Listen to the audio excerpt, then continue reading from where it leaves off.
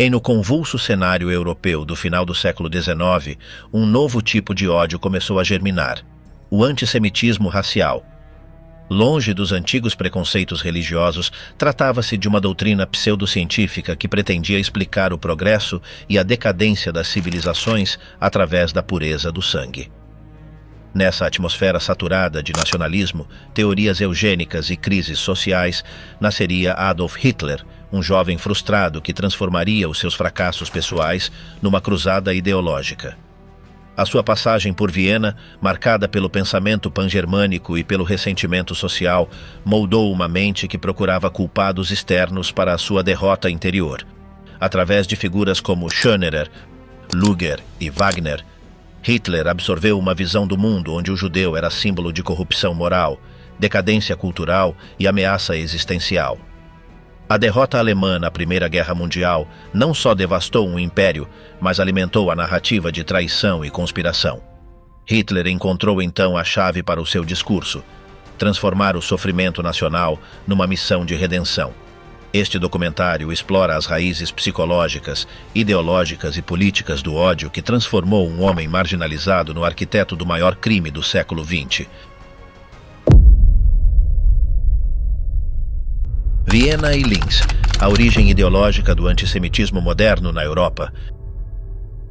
Para compreender o ódio que marcaria a história, é necessário retroceder ao mundo em que nasceu Adolf Hitler.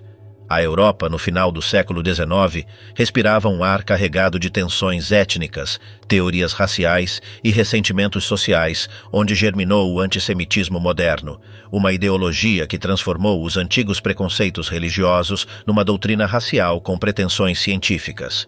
Durante séculos, o rejeito aos judeus havia sido justificado desde o púlpito, mas após a Ilustração e a Revolução Francesa, quando as potências europeias reconheceram sua igualdade legal, na Prússia desde 1812 e na Áustria-Hungria desde 1867, começaram a se integrar na vida pública, e seu sucesso econômico, especialmente na banca, no comércio e na cultura, despertou receios em uma classe média atingida pela industrialização e pela crise de 1873, tornando-se de minorias marginais em competidores visíveis num mundo que mudava muito rapidamente. Essa frustração foi aproveitada por pensadores que transformaram o velho ódio em teoria racial. Arthur de Gobineau afirmou que a história das civilizações dependia da pureza de sangue. Os arianos eram os verdadeiros criadores de cultura, enquanto a mistura de raças levava à decadência. Embora não tenha atacado diretamente os judeus, suas ideias foram reinterpretadas pelos nacionalistas alemães que as combinaram com o darwinismo social para justificar hierarquias biológicas onde a humanidade estava dividida entre raças superiores, destinadas a dominar, e raças inferiores, condenadas a desaparecer. O jornalista Wilhelm Marr deu nome a essa doutrina em 1879 ao cunhar o termo antissemitismo e afirmar em sua obra A Vitória do Judaísmo sobre o Germanismo que os judeus não eram uma comunidade religiosa, mas uma raça estrangeira que ameaçava o povo alemão. Richard Wagner levou essas ideias ao campo cultural, descrevendo o judeu como um elemento corruptor da arte e do espírito alemão, convertendo seu círculo em Bayreuth num centro ideológico onde se misturavam misticismo, nacionalismo e racismo. Dessa corrente nascera Houston Stewart Chamberlain, que em Os Fundamentos do século XIX retratou os alemães como portadores de uma missão divina e os judeus como sua antítese, apresentando a história como uma luta biológica entre duas raças incompatíveis. Paralelamente, falsificações como Os Protocolos dos Sábios de Sião reforçavam a ideia de uma conspiração judaica mundial e, embora carecessem de base real, consolidaram um mito que muitos aceitariam como verdade. Na Áustria, o antissemitismo adquiriu uma dimensão política concreta. Georg von Schönerer pregava a pureza racial e a união dos germânicos sob a bandeira pangermânica, enquanto Karl Lueger, prefeito de Viena, transformou o ódio aos judeus numa ferramenta eleitoral, apelando aos setores católicos e à pequena burguesia empobrecida, apresentando o judeu como símbolo de decadência moral e responsável por todos os males do liberalismo moderno. Esse era o cenário ideológico da capital imperial, quando, em 1908, chegou um jovem sem recursos nem educação formal, em busca de um lugar na Academia de Arte. Adolf Hitler havia crescido em Linz, onde a influência de Schönerer era forte entre estudantes e professores, ouvindo que os alemães eram uma raça superior e que o Império Austro-Húngaro deveria se livrar das raças estranhas. Embora em Linz vivesse pouca população judia, aquele discurso de pureza étnica se tornou uma referência identitária. Conheceu então August Kubizek, um jovem músico com quem compartilhava sua fascinação por Wagner e pelas artes, frequentando a ópera de Linz e sonhando com o esplendor da arte alemã, embora Kubizek tenha notado logo que Hitler não tolerava críticas nem perguntas sobre sua vida pessoal, bastando algumas poucas palavras mal escolhidas para provocar um acesso de cólera sob sua correção exterior. Esse caráter impulsivo coexistia com uma timidez extrema que o levou a idealizar uma jovem chamada Stephanie Isaac, a quem observava passear sem jamais ousar dirigir-lhe a palavra, desenvolvendo sua paixão inteiramente na imaginação, um padrão que se repetiria ao longo de sua vida, uma atração frustrada transformada em ressentimento. Em 1907, viajou para Viena com o objetivo de ingressar na Academia de Belas Artes, levando consigo uma pasta cheia de desenhos arquitetônicos, convencido de que seu talento seria reconhecido. Mas o exame revelou que suas obras careciam de figuras humanas e a comissão recomendou que estudasse arquitetura, não pintura. Aquela recusa foi um golpe devastador. Sentiu-se rejeitado não apenas por uma instituição, mas pelo mundo que aspirava a dominar através da sua arte. Enquanto assimilaria essa derrota, sua mãe, Clara, agonizava em Linz, vítima de câncer. Hitler a cuidou com total dedicação, sendo a única pessoa que amava sem reservas, e sua morte em dezembro daquele mesmo ano o deixou profundamente marcado. A cena que o médico judeu Eduard Bloch recordaria, o jovem chorando desconsolado, agradecendo entre soluços pelos cuidados recebidos, revela uma ferida que nunca cicatrizaria. Anos depois, quando já era o Führer, ordenaria proteger Bloch, a quem chamou de o judeu nobre. Nessa contradição inicial, vislumbrava-se uma mente que separava a exceção do princípio, o indivíduo da massa, justificando assim a desumanização. Após a morte de sua mãe, ficou sob a tutela de um antigo amigo de seu pai e se recusava a aceitar qualquer emprego ou formação prática, insistindo que estava destinado a ser um grande artista. Graças à intervenção de uma vizinha, teve a oportunidade de conhecer o prestigiado professor Roller, cenógrafo da Ópera de Viena, mas a timidez o paralisou. Visitou o edifício 3 vezes e, em cada ocasião, virou-se antes de subir as escadas, finalmente rasgando a carta de recomendação, e a possibilidade de mudar seu destino se desvaneceu, vítima de seu próprio medo. Em 1908, retornou a Viena, desta vez acompanhado de Kubizek, que havia sido aceito no conservatório, compartilhando um quarto em uma pensão modesta. Hitler passava os dias trancado, desenhando planos, escrevendo peças teatrais impossíveis e sonhando com projetos monumentais, rejeitando qualquer trabalho que considerasse inferior, enquanto seu mundo interior se transformava em um refúgio de fantasias grandiosas, onde a realidade já não podia alcançá-lo. Em suas crises de raiva, culpava os outros, a academia, a sociedade, até o destino, e essa necessidade constante de encontrar culpados seria o primeiro esboço de sua futura mentalidade conspiratória. As noites na ópera lhe ofereciam uma fuga onde, sob a música de Wagner, mergulhava num universo onde a redenção, o sacrifício e a pureza racial se misturavam com a mitologia germânica. Wagner não era para ele apenas um compositor, mas um profeta cultural do qual absorveu o dramatismo e a encenação total, que anos mais tarde transferiria para sua oratória política, tornando essas representações, sem saber, sua primeira escola de manipulação emocional. Apesar do seu orgulho, não evitava o contato com judeus. Assistia a reuniões musicais na casa do Dr. Rudolf Jaroda, uma família judia culta que o recebeu com cortesia, onde se sentia deslocado, consciente de sua falta de formação e insegurança social, e essa experiência, ser o menos preparado entre aqueles que considerava inferiores por nascimento, poderia ter alimentado seu ressentimento latente. Em 1909, sua vida desmoronou completamente.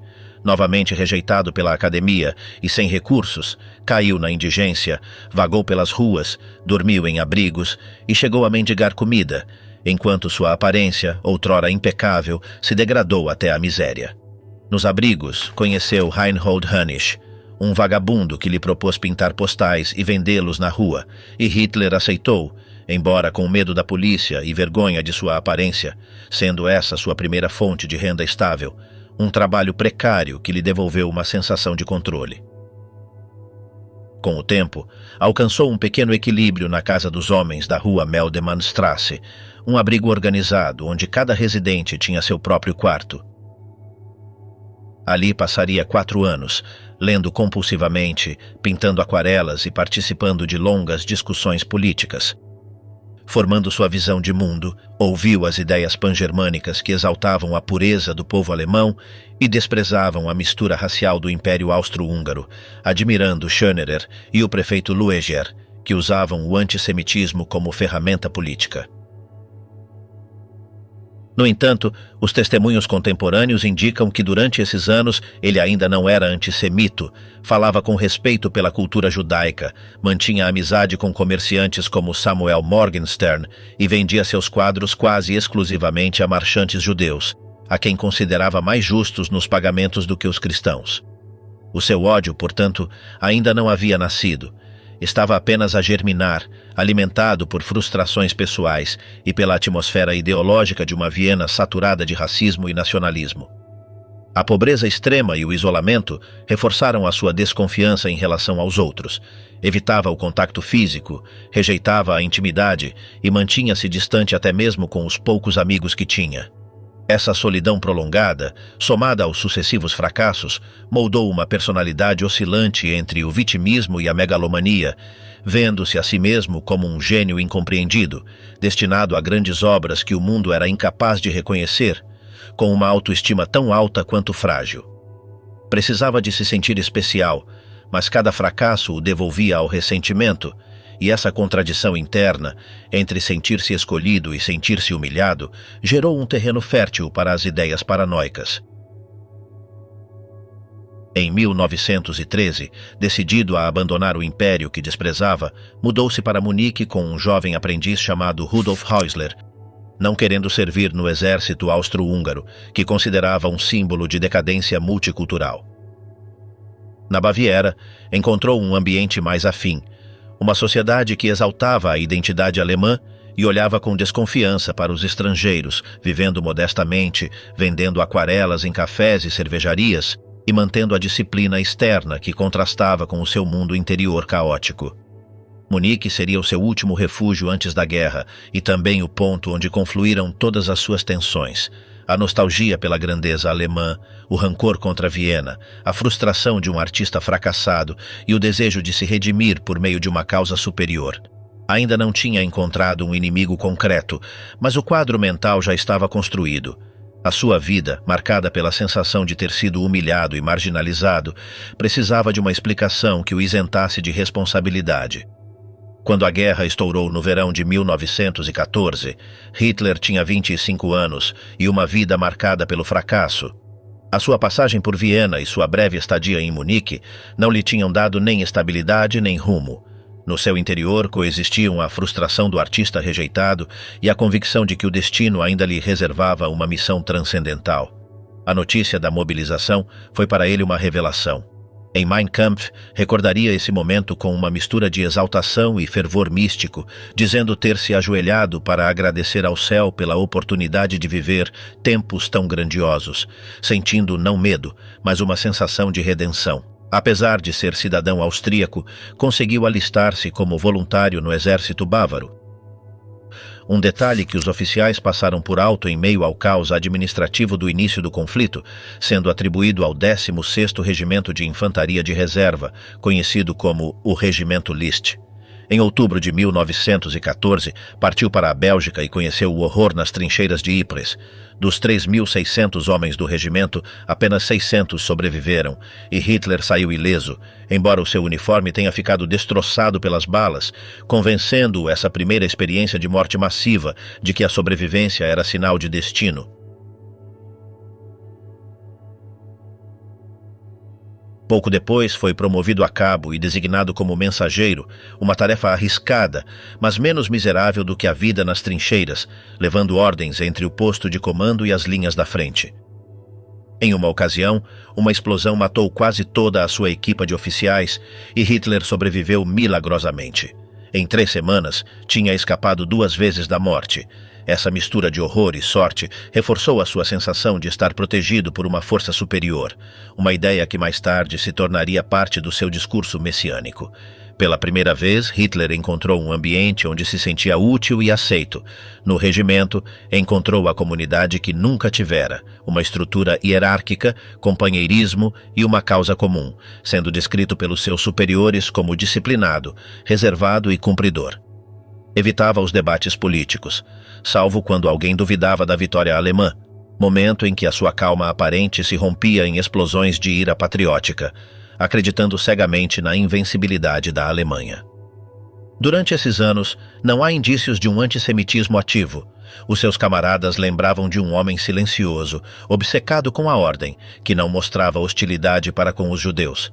Paradoxalmente, um dos oficiais que recomendou a sua condecoração com a Cruz de Ferro de primeira classe em 1918 foi o tenente Hugo Gutmann, um judeu alemão, e Hitler aceitou a medalha sem objeções, embora anos depois o qualificaria de covarde, revelando essa mudança de percepção de como os acontecimentos do pós-guerra transformariam sua visão da realidade. A vida militar também lhe ofereceu uma sensação de controle. Rejeitava os períodos de licença, dormia com seu cão Foxel, um pequeno terrier que adorava, e evitava o contato social além do necessário, não bebendo, não fumando, não frequentando prostíbulos e preferindo passar as horas lendo ou desenhando. Seus companheiros o apelidaram de o artista e zombavam de sua severidade moral. Quando alguém o instou a se divertir com uma prostituta francesa, ele respondeu indignado que isso seria uma vergonha para a honra alemã, reforçando essa mistura de rigidez moral e isolamento emocional, sua visão do mundo como uma luta entre pureza e decadência. As batalhas do Somme e do Marne o expuseram ao inferno da linha de frente. Foi ferido em 1916 e transferido para um hospital em Beilitz, perto de Berlim, onde, em vez de descansar, passava os dias visitando museus. Para ele, a guerra não era apenas destruição, era também uma purificação. Em cartas escritas em 1915, já expressava seu desejo de que o conflito limpasse a Alemanha das influências estrangeiras, tornando-se essa ideia, uma nação purificada através do sacrifício, um dos pilares do seu pensamento posterior. Quando voltou para a linha de frente em 1917, seu comportamento mal havia mudado. Continuava sendo um soldado exemplar, mas sem vínculos afetivos, não recebendo cartas nem pacotes, sem família nem amigos próximos, fazendo da guerra seu único lar. Mais do que um conflito, era para ele um espaço de pertencimento, uma estrutura ordenada que substituía o caos de sua vida anterior, sendo o regimento List, nas palavras de seus superiores, a sua verdadeira família. Mas essa aparente estabilidade foi quebrada em outubro de 1918, quando, durante uma ofensiva em Ypres, na Bélgica, um ataque com gás mostarda o deixou temporariamente cego, sendo evacuado para o hospital de Pasewalk, onde recebeu a notícia que o devastou. A Alemanha havia perdido a guerra. A monarquia caiu, os soldados se amotinaram e em Berlim proclamava-se a República. Desde sua cama, o antigo artista e agora veterano sem pátria viveu a derrota como uma traição, vendo seu país se render, o país pelo qual havia dado tudo sem condições. Esse choque foi, segundo suas próprias palavras, o momento decisivo de sua vida. De soldado a agitador, a forja de uma voz política brutal. Durante dias, permaneceu em silêncio no hospital de Pasewalk, incapaz de assimilar que o exército, o império e a estrutura que lhe davam sentido haviam desmoronado. Quando recebeu alta no final de novembro de 1918, regressou a Munique, que agora abrigava mais de 40 mil soldados desmobilizados sem emprego nem perspectivas. A antiga ordem havia desaparecido. A monarquia bávara foi abolida. As ruas estavam cobertas com bandeiras vermelhas e os soldados formavam conselhos revolucionários. O novo governo, liderado por Kurt Eisner, um intelectual socialista de origem judia, falava de liberdade, justiça social e reconciliação com os vencedores. Sem ter para onde ir nem família à sua espera, Hitler agarrou-se ao exército como única forma de subsistência. Atribuído a tarefas menores, guarda no depósito de prisioneiros de Traunstein e mensageiro ocasional, mantinha-se dentro da única estrutura que conhecia. O exército bávaro mantinha então cerca de 30 mil efetivos, uma fração dos quase 300 mil que havia mobilizado durante a guerra. Em março de 1919, quando os comunistas organizaram uma greve geral que paralisou a Baviera, o governo de Hoffmann fugiu para Bamberg, deixando Munique nas mãos dos conselhos operários. No dia 21 de fevereiro, Kurt Eisner foi assassinado a tiro pelo conde Anton von Arco-auf-Valley, um jovem nacionalista de ascendência parcialmente judia que procurava demonstrar a sua lealdade à causa alemã. O magnicídio desencadeou uma série de confrontos que culminaram, 6 semanas depois, com a proclamação da República Soviética da Baviera. O novo governo, liderado por revolucionários de esquerda, entre eles Eugen Leviné, Max Levien e Gustav Landauer, vários de origem judia, instaurou conselhos operários, aboliu temporariamente o dinheiro como meio de troca e confiscou propriedades burguesas numa tentativa desesperada de imitar a Revolução Russa. Hitler, sem qualquer convicção política definida, não tomou partido público. Marchou no funeral de Eisner com uma abraçadeira vermelha, mais por prudência do que por convicção ideológica. O seu único objetivo era conservar o seu posto militar, que lhe fornecia um salário regular de 50 marcos mensais, enquanto a inflação começava a corroer o poder de compra da moeda alemã. Quando a República Soviética foi esmagada em maio de 1919 pelas tropas governamentais do Reich e pelos Freikorps, unidades paramilitares formadas por veteranos brutalizados, a repressão foi implacável. Centenas de pessoas foram executadas sem julgamento nos pátios dos quartéis, e o povo bávaro, profundamente conservador e católico, associou aquele breve regime ao terror judeu-bolchevique. Os nomes dos seus líderes, Leviné, Landauer, Mühsam, Toller, alimentaram a ideia de uma conspiração internacional judaica. Em meio a esse clima de medo e violência, Hitler absorvia cada argumento, cada lema, cada teoria que circulava entre os militares nacionalistas. O antissemitismo, até então latente na sociedade bávara, tornava-se um discurso dominante e socialmente aceitável. A narrativa que começava a se formar em sua mente e que compartilharia com milhões de alemães sustentava que a Alemanha não havia sido derrotada militarmente, mas traída de dentro, a Durchstoßlegende, ou lenda da facada nas costas, que atribuía a derrota a socialistas, pacifistas e judeus que haviam minado o esforço de guerra. Após a restauração da ordem conservadora, o exército bávaro reorganizou suas estruturas internas com o objetivo de erradicar qualquer vestígio de simpatia esquerdista entre as tropas. Hitler evitou a desmobilização geral e foi designado membro de uma comissão encarregada de investigar os soldados suspeitos de haver colaborado com o regime comunista. Aquele posto o colocou pela primeira vez dentro do aparato do poder contra-revolucionário. Sua tarefa consistia em interrogar, denunciar ou exonerar seus companheiros de armas, o que lhe permitiu se relacionar diretamente com oficiais nacionalistas e antissemitas de alto escalão. Entre eles estava o capitão Karl Mayer, chefe da seção de informação e propaganda do exército bávaro, um homem culto e manipulador que procurava subordinados disciplinados para difundir propaganda anticomunista entre as tropas desmoralizadas. Em Hitler viu exatamente o que precisava: um subordinado obediente, eficaz e faminto por propósito. Em julho de 1919, Mayer o enviou para um curso de formação política no Palácio Pórcia, em Munique.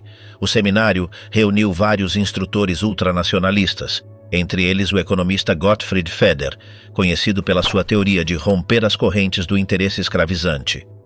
Feder sustentava que o capital financeiro internacional, e, portanto, a cobrança de juros sobre empréstimos, era uma ferramenta de dominação judaica, apresentando os judeus como parasitas que se enriqueciam sem trabalhar, sem produzir, sem contribuir para o bem comum da nação.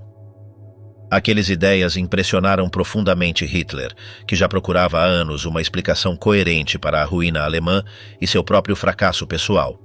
Através de Feder, o antissemitismo deixou de ser para ele um simples preconceito social e se transformou numa doutrina econômica estruturada, num sistema de pensamento que parecia explicar tudo. Também assistiu às aulas do historiador Alexander von Müller, que ficou surpreso com a intensidade quase física com que aquele jovem cabo, magro e pálido, debatia sobre política e destino nacional. Müller descreveu mais tarde como, numa discussão acalorada sobre o Tratado de Versalhes, Hitler atraiu a atenção de todos os presentes. Sua voz áspera, seus gestos tensos e nervosos e seu olhar fixo e penetrante transmitiam uma energia quase hipnótica. O historiador comentou entusiasticamente a Mayr que tinha entre seus alunos um orador nato, alguém capaz de eletrizar uma audiência com a pura força de sua convicção. Foi a primeira vez que alguém com autoridade intelectual reconheceu nele a capacidade de fascinar e mobilizar com a palavra. Pouco depois do curso, Hitler foi designado para o campo militar de Lechfeld como conferencista oficial do exército. Sua tarefa era instruir os soldados que retornavam do cativeiro sobre os perigos do comunismo bolchevique e sobre a humilhação do Tratado de Versalhes, que havia despojado a Alemanha de territórios, recursos e dignidade. Nessas palestras, diante de audiências cativas, seu tom mudou radicalmente. Começou a falar com veemência obsessiva sobre a traição interna, a necessidade de purificar a Alemanha de elementos estrangeiros, a ameaça judaica que se infiltrava em todos os âmbitos da vida nacional. O comandante do campo, preocupado com a virulência de suas palavras, pediu-lhe moderação. Aquela advertência é o primeiro registro documentado de um discurso abertamente antissemita proferido por Hitler, diante de uma audiência militar oficial. As suas palavras encontraram um eco imediato num país devastado e ressentido. Numa Alemanha que procurava desesperadamente culpados para explicar a sua queda, desde a grandeza imperial até a miséria do pós-guerra, as suas acusações pareciam dar sentido ao sofrimento coletivo. Pela primeira vez na sua vida, ele descobria o poder transformador da sua voz. Foi nesses meses que escreveu, por encomenda direta de Karl Mayr, o seu primeiro texto político completo, a chamada Carta Gemlich, datada de 16 de setembro de 1919 e dirigida a um tal Adolf Gemlich, que havia solicitado orientação sobre a questão judaica. Nela, Hitler definiu os judeus como uma raça estrangeira, cuja influência corrosiva deveria ser eliminada sistematicamente da vida alemã através de leis restritivas e expulsões organizadas. Rejeitava explicitamente a violência espontânea dos pogroms tradicionais, defendendo, em vez disso, um antissemitismo racional guiado pelo Estado e fundamentado em princípios legais. Com essa carta, Hitler fixou os fundamentos conceptuais da sua futura ideologia. A ideia de uma conspiração judaica universal que controlava as finanças, a imprensa e os governos, a necessidade de um governo autoritário capaz de impor soluções radicais e a crença na pureza racial como condição indispensável para a salvação nacional. Por trás daquela aparente clareza ideológica escondia-se um mecanismo psicológico que vinha sendo gestado desde a sua juventude. A sua necessidade obsessiva de encontrar culpados externos estava diretamente ligada a características que August Kubizek havia observado anos antes. Desconfiança extrema, sensibilidade exacerbada perante qualquer crítica, raiva desproporcional a observações que percebia como ofensas pessoais. A convicção de que os outros conspiravam contra ele intensificou-se dramaticamente após a derrota de 1918. O que antes era um conflito interior projetou-se agora sobre um inimigo externo claramente identificado. Na Baviera do pós-guerra, essa estrutura mental encontrou validação social imediata. As teorias conspirativas eram comuns em tabernas, quartéis e jornais. Falava-se obsessivamente de uma conspiração judaica internacional que havia desmembrado o Reich de dentro para fora. Os panfletos antissemitas, as conversas em círculos nacionalistas e os artigos de imprensa repetiam incessantemente a mesma narrativa. Hitler não inventou essas ideias. Elas circulavam pela Europa Central desde a Revolução Russa de 1917, simplesmente as absorveu com voracidade e as reorganizou à sua maneira. Os testemunhos de quem o conheceu nesses anos mostram um padrão comportamental constante. As suas conversas privadas estavam dominadas pela suspeita. Considerava que todo fracasso, pessoal, militar e nacional, devia ter necessariamente um responsável oculto. Mesmo entre camaradas do exército, mantinha uma distância emocional calculada. Não tomava notas escritas, evitava assinar documentos comprometedores e preferia memorizar os seus discursos completos para evitar que caíssem em mãos inimigas. O verão de 1919 marcou o ponto de inflexão definitivo. Até então, o seu ressentimento e as suas suspeitas tinham se mantido como emoções difusas, sem um objetivo claramente definido. Mas, num contexto histórico dominado pela humilhação nacional e pelo medo do colapso total do Estado, aquelas pulsões encontraram uma direção concreta: o antissemitismo racial. Para alguém com uma mente propensa à desconfiança, essas ideias ofereciam uma explicação totalizante do mundo. Elas lhe proporcionavam ordem mental, propósito existencial e um inimigo perfeitamente identificável sobre o qual projetar todas as frustrações acumuladas. O antissemitismo atuou então como o molde perfeito para a sua estrutura mental pré-existente.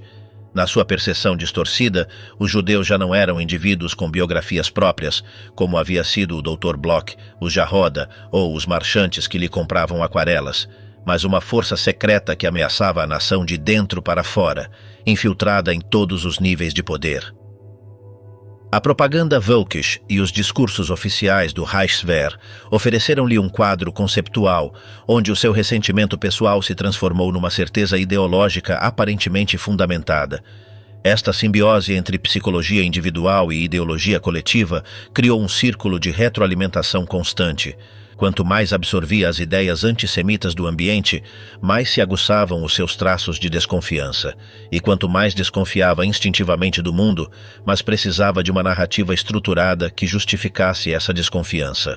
Para meados de 1919, essa fusão estava completa. Os relatórios militares da época, como o elaborado pelo comandante Bendt após uma inspeção em Lechfeld, documentam as primeiras intervenções públicas em que Hitler culpava explicitamente os judeus pela ruína da Alemanha, utilizando argumentos pseudocientíficos sobre raças e biologia. Já não se tratava de meras repetições mecânicas de propaganda oficial, mas de um discurso profundamente interiorizado, articulado com precisão e carregado de emoção genuína e convicção absoluta. Em apenas alguns meses, a frustração do soldado desorientado que chorava em Pasewalk havia se transformado na certeza do agitador político. O homem, que até então fora um observador silencioso do caos alemão, finalmente havia descoberto sua voz. E essa voz, nascida do ressentimento acumulado ao longo de décadas de fracassos pessoais e alimentada pelo clima de ódio do pós-guerra, logo ecoaria nas cervejarias de Munique. O preço da guerra, cumprir a profecia com sangue. A transformação de Hitler, de agitador marginal a chanceler do Reich em janeiro de 1933, fez com que as suas ideias se tornassem política de Estado. Durante os anos 20, os seus discursos nas cervejarias de Munique já continham uma linguagem que desumanizava sistematicamente o povo judeu. Comparava-os com bactérias, parasitas ou venenos que ameaçavam a saúde nacional. A 13 de agosto de 1920, no Hofbräuhaus, afirmou que o problema judeu deveria ser resolvido até a raiz, através da sua expulsão física da Alemanha. Ainda não era um programa de extermínio, mas antecipava a lógica que o tornaria possível. A nação como um corpo biológico doente que deveria ser curado através da eliminação do suposto agente infeccioso. Durante os primeiros anos do regime nazi, entre 1933 e 1939, Hitler não ordenou a aniquilação física dos judeus alemães. A sua política concentrou-se em pressioná-los economicamente e socialmente para que emigrassem. As leis de Nuremberg de 1935 excluíram-nos da cidadania alemã e proibiram os casamentos mistos, criando uma segregação legal completa.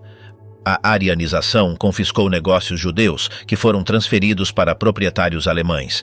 A Kristallnacht, a 9 de novembro de 1938, destruiu 267 sinagogas, mais de 7.000 comércios e resultou na deportação de 30.000 judeus para campos de concentração. O objetivo declarado era forçar a imigração em massa.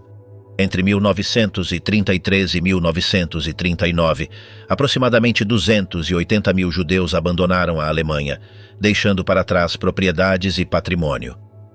No entanto, a expansão territorial complicou este modelo. Com a anexação da Áustria em março de 1938, foram adicionados 185 mil judeus ao Reich. A ocupação da Checoslováquia em março de 1939 incorporou outros 120 mil.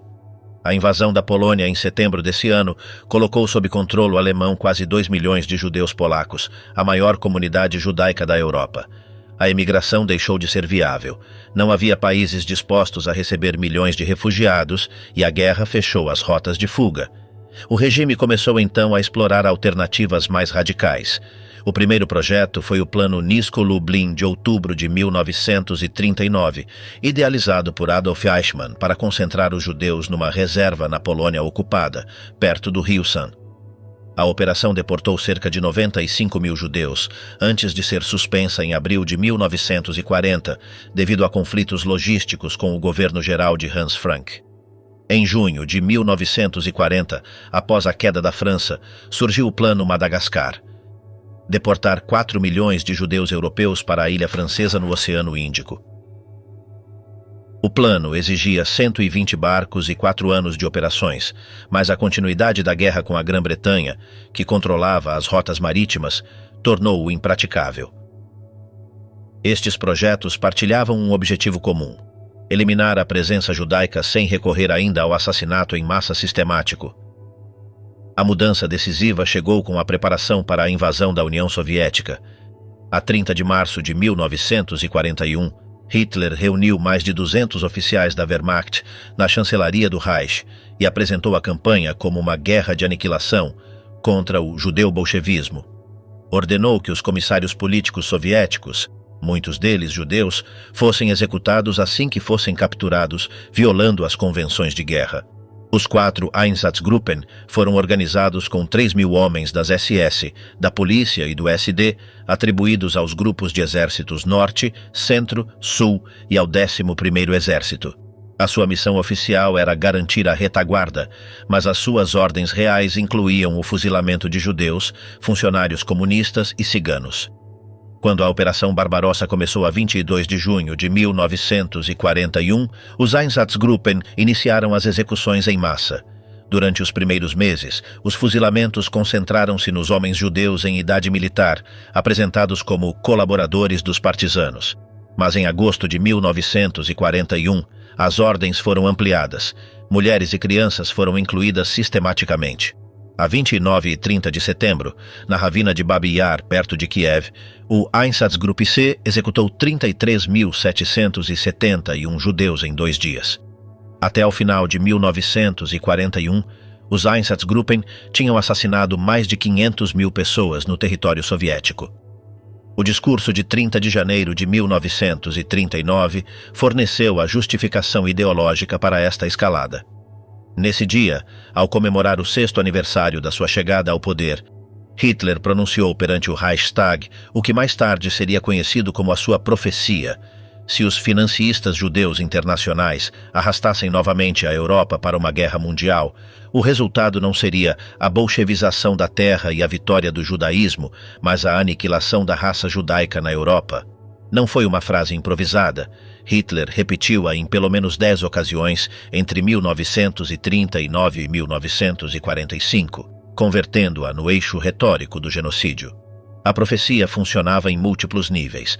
Era uma ameaça diplomática às potências ocidentais, uma justificação antecipada do extermínio e uma inversão da culpa que convertia as vítimas em responsáveis pelo seu próprio destino. Quando a Grã-Bretanha e a França declararam guerra à Alemanha a 3 de setembro de 1939, Hitler interpretou a sua própria ameaça como uma autorização para agir. Na sua lógica paranoica, os judeus haviam provocado a guerra e agora deveriam pagar o preço anunciado. Esta interpretação intensificou-se após a entrada dos Estados Unidos no conflito a 11 de dezembro de 1941. Para Hitler, a participação dos Estados Unidos, a qual atribuía o controle judaico através das finanças de Wall Street, confirmava a existência de uma conspiração mundial contra a Alemanha. A guerra havia se tornado a confrontação apocalíptica que ele havia profetizado. Em outubro de 1941, durante uma reunião na chancelaria com Himmler e Heydrich, Hitler invocou novamente a sua profecia. Segundo as notas de Goebbels de 13 de dezembro de 1941, Hitler afirmou que os judeus deveriam pagar com a sua vida pelas mortes alemãs em ambas as guerras mundiais.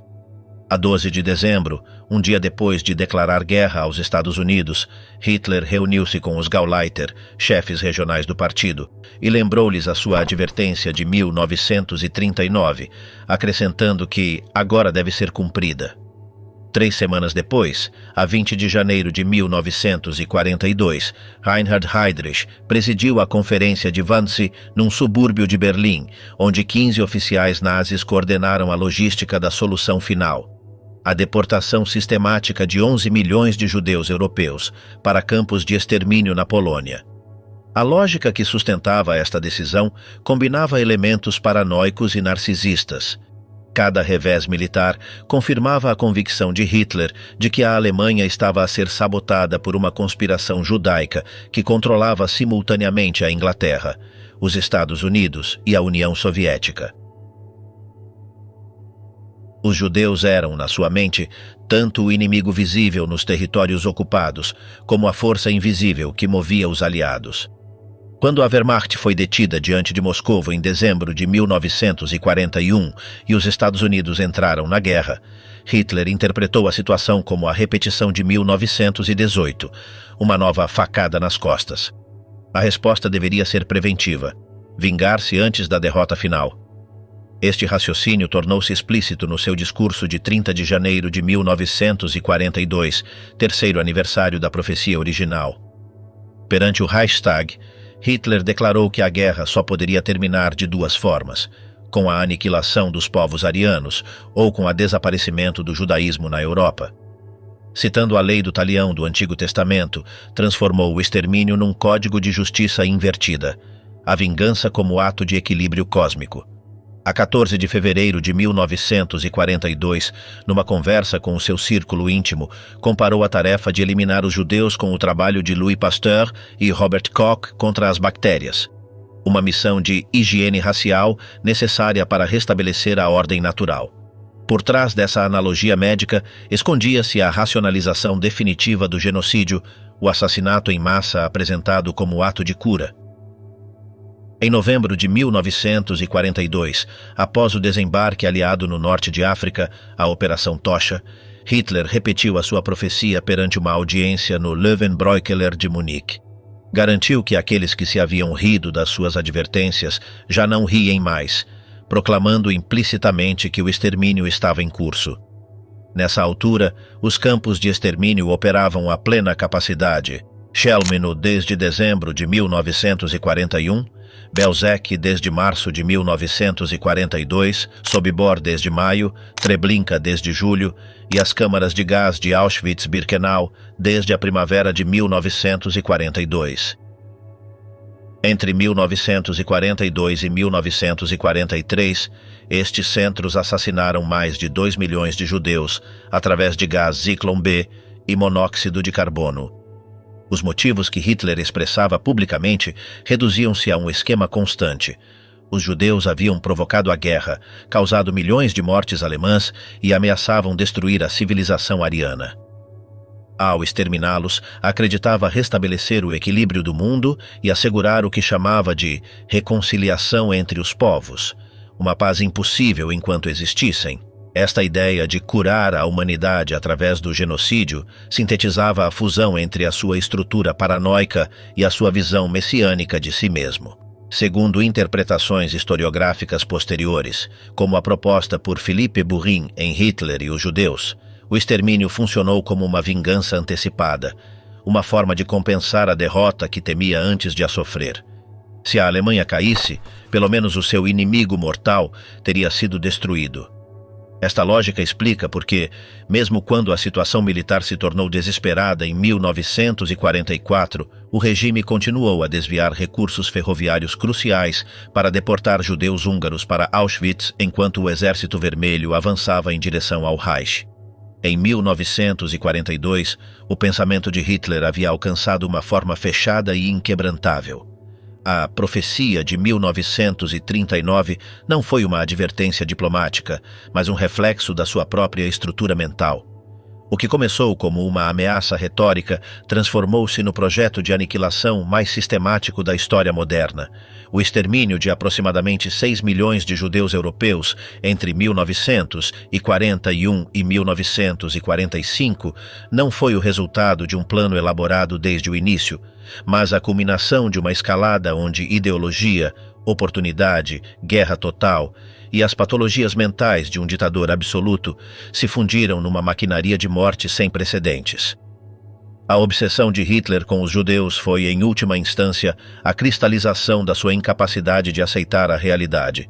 Destruí-los era, na sua mente, destruir a prova do seu próprio fracasso. E embora a derrota final se aproximasse, na sua lógica deformada, a profecia ainda deveria ser cumprida por completo. Do discurso à máquina, a decisão que selou milhões de destinos. A maquinaria de morte já estava em marcha no final de 1941, mas a questão histórica permanece inquietante. Existiu uma ordem clara de Hitler que deu início ao genocídio, ou a aniquilação surgiu como resultado de uma concatenação de decisões, iniciativas locais e escaladas burocráticas? Os Einsatzgruppen já haviam assassinado mais de 500 mil de pessoas no território soviético através de fuzilamentos, e os primeiros campos especializados começavam a ser construídos na Polônia. No entanto, não há instrução escrita com data e assinatura de Hitler. O que temos são testemunhos, memórias, documentos parciais e uma complexa trama de interpretações que os historiadores continuam a debater. Entre os historiadores não há consenso.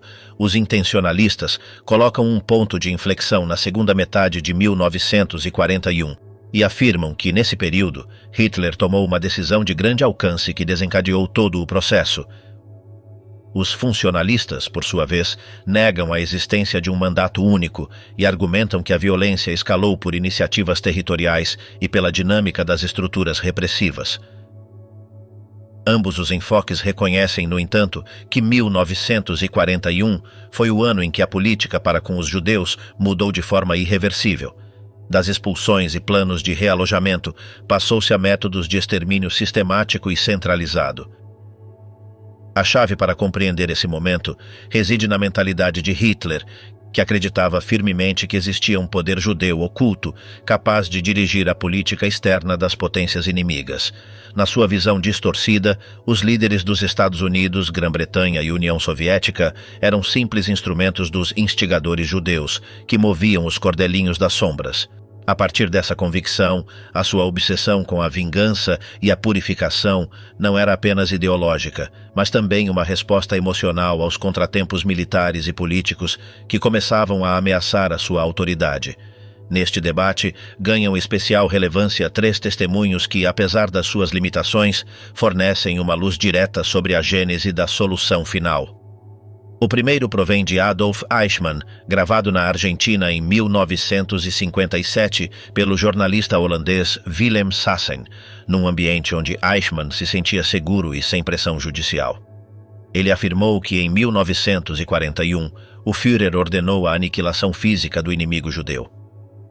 Relatou ainda como a prática dos fuzilamentos em massa no leste começou a produzir efeitos psicológicos devastadores nos executores, alcoolismo, crises nervosas e suicídios, o que levou à busca de métodos que dissociassem o executor do ato de matar. As suas palavras revelam não apenas um conhecimento operacional preciso, mas também uma firme convicção ideológica. Para Eichmann, a eliminação da comunidade judaica era um objetivo inegociável e, segundo a sua versão, ele contou com a autorização suprema. O segundo testemunho-chave provém de Rudolf Höss, comandante de Auschwitz entre maio de 1940 e novembro de 1943. Na sua autobiografia escrita na prisão de Cracóvia, em 1946, e nas suas declarações durante o julgamento de Nuremberg, Höss descreveu um encontro com Heinrich Himmler em Berlim, onde lhe foi transmitida a ordem de resolver o problema judeu através da destruição física total.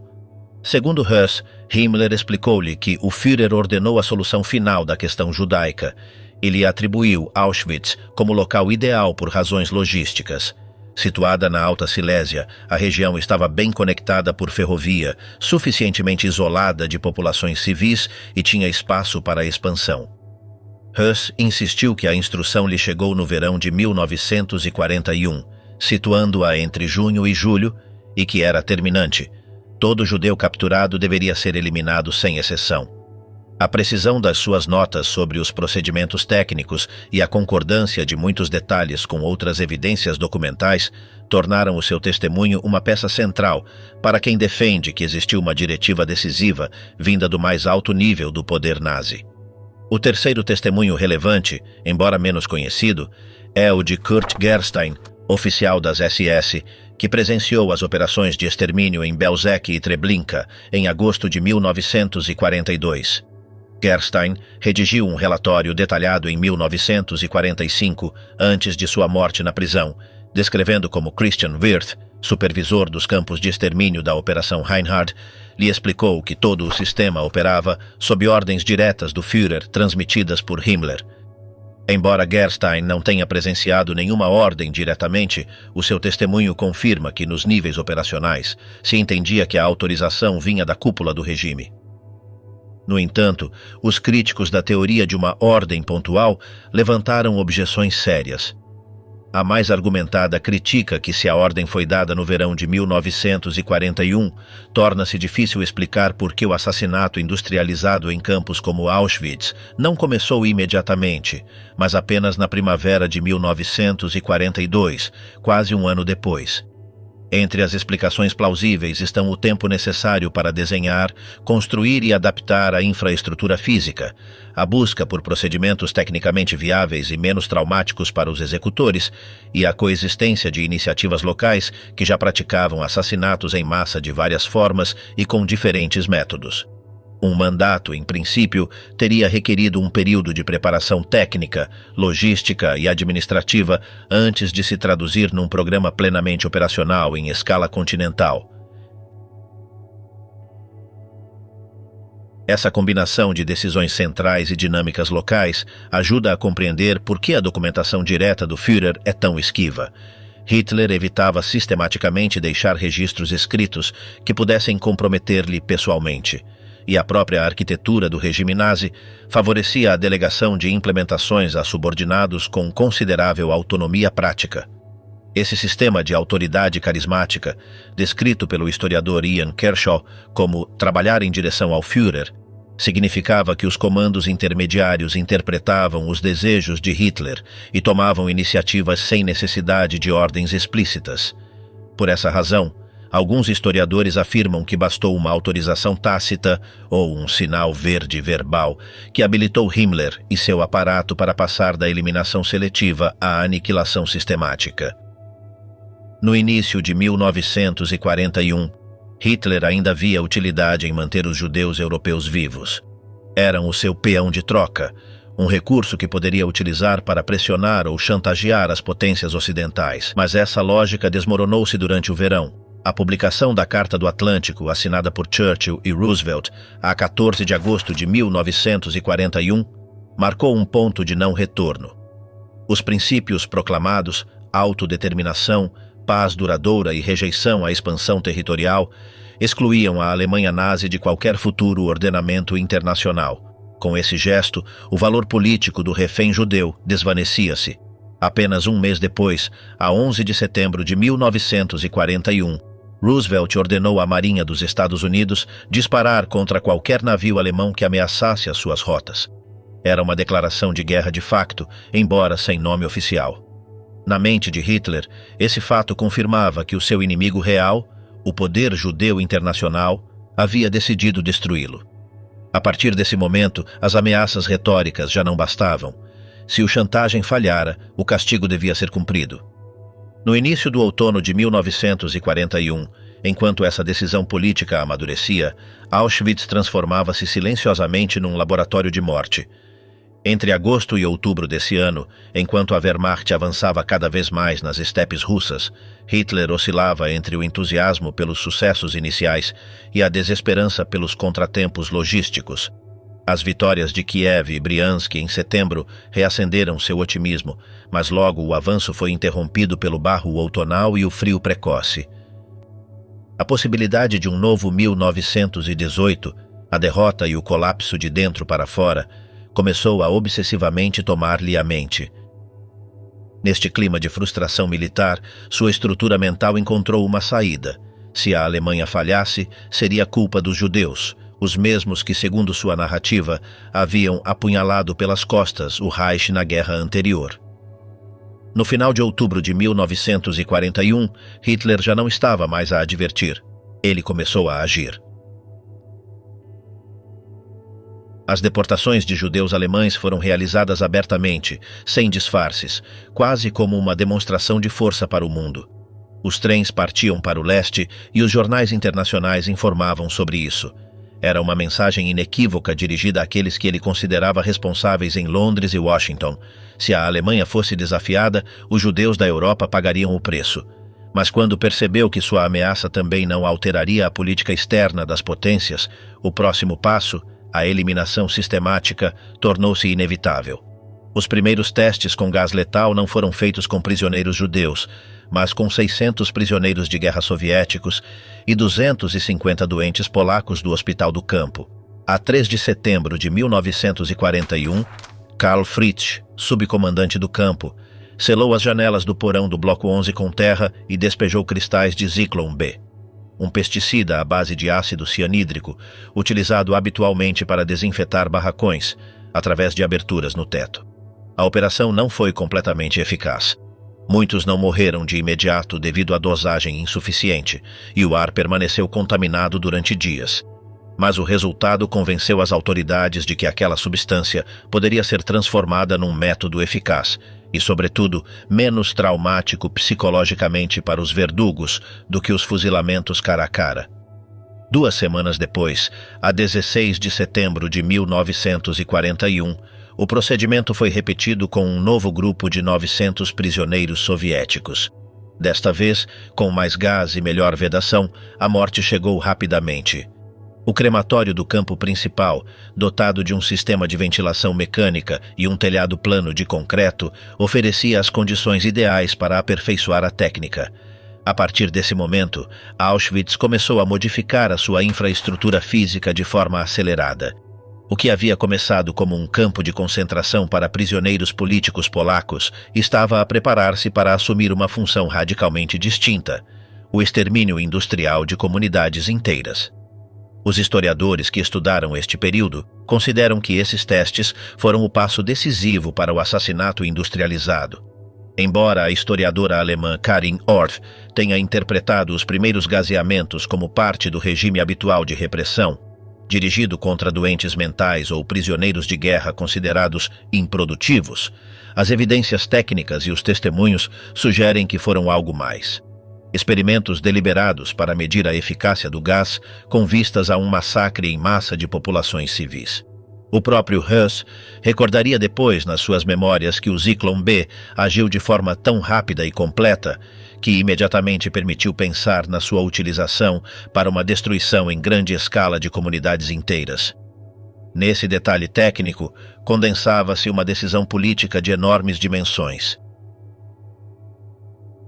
A partir de outubro de 1941, os preparativos aceleraram-se dramaticamente. Os planos arquitetônicos de novas instalações, conservados nos arquivos do Museu Estatal de Auschwitz, incluíam sistemas de ventilação selados dentro das paredes de concreto e revestimentos impermeáveis especiais para isolar as câmaras subterrâneas.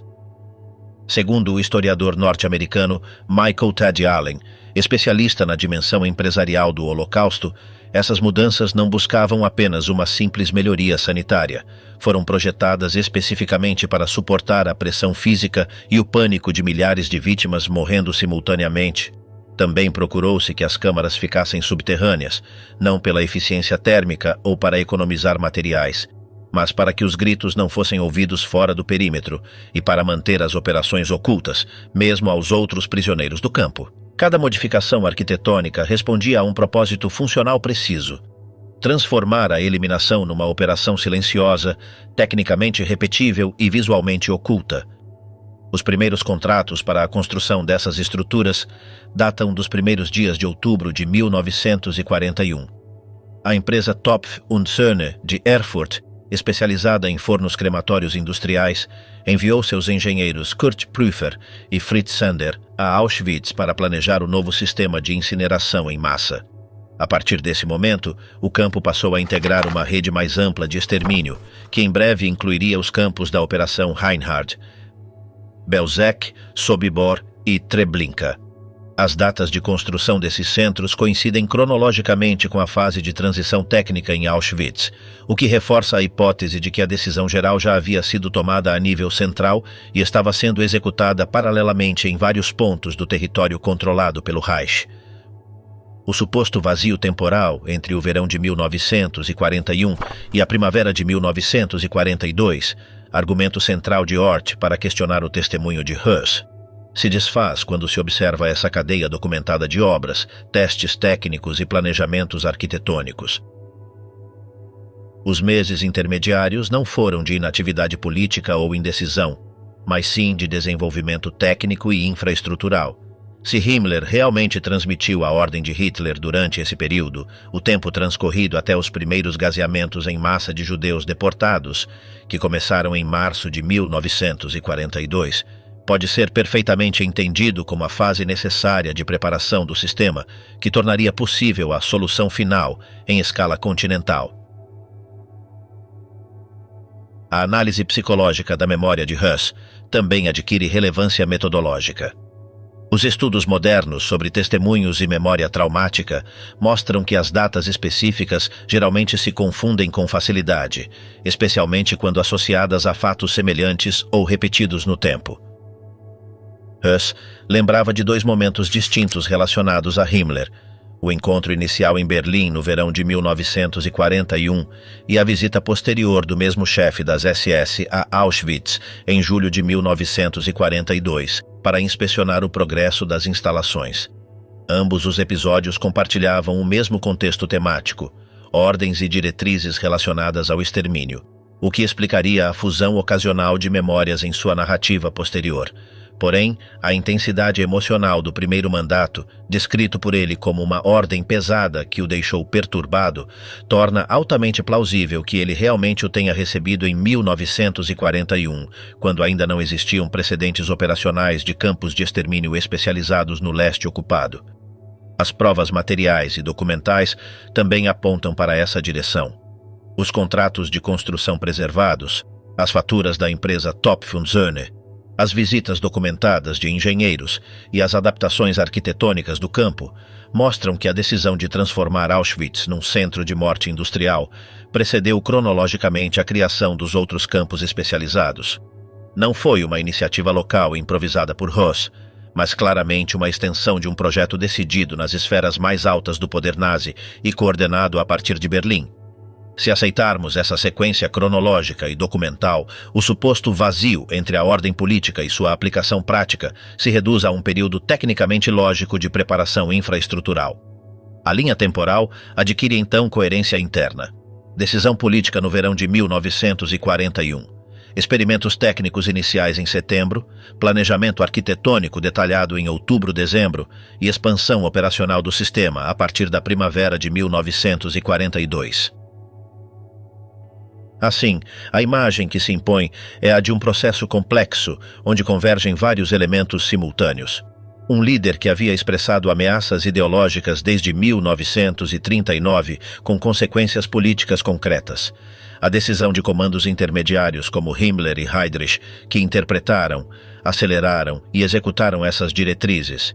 E a infraestrutura técnica e logística, que transformou a intenção em ato material. Os testemunhos de Eichmann, Höss e Gerstein, com seus matizes e possíveis imprecisões de detalhe, situam a gênese do homicídio em massa industrializado na segunda metade de 1941. Tudo indica que foi precisamente nesse período, entre meados de agosto e finais de outubro de 1941, quando Hitler tomou a decisão de transformar a profecia em mandato. Hess recordou ter recebido a ordem no verão. Eichmann a situou após o fracasso da Guerra Relâmpago e o início do conflito em duas frentes. Ambos apontam para o mesmo intervalo temporal, quando as ilusões de vitória se dissipavam e o Führer começava a imaginar uma vingança preventiva antes de uma possível derrota. A cronologia encaixa com os fatos externos e com a psicologia interna de Hitler.